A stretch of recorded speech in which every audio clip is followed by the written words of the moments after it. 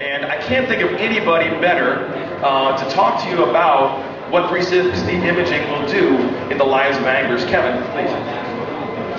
You know, some of the images that you just saw there on the screen, they saw pretty quick, and it really doesn't do it justice. I got to spend a little time with Mark Gibson. We went out here on Cross Lake, and what I see as an advantage to an angler is it almost gives you that Superman X-ray vision out in front of you. So say there's a road bed that you're trying to fish or throw a crankbait down, or there's a ledge in the summer you're trying to fish.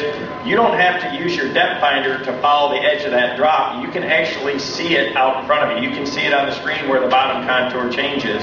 And you see the exact direction, you see the location. As you're working down that ledge, if there's a rock pile, a pot of fish, a brush pile, a tree, anything like that, you see the exact direction, location, and you know the distance to make the cast. You can cursor over on your screen and drop a coordinate on that brush pile, and so you have that location marked.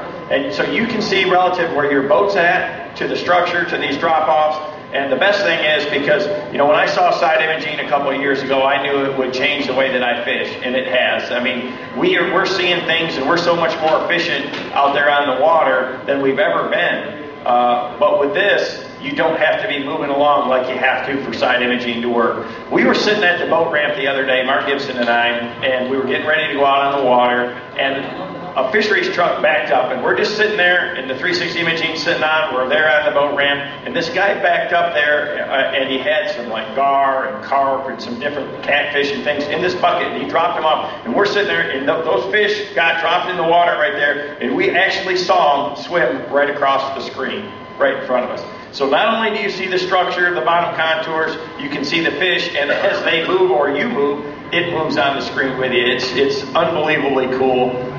You know, you can see out in front of you.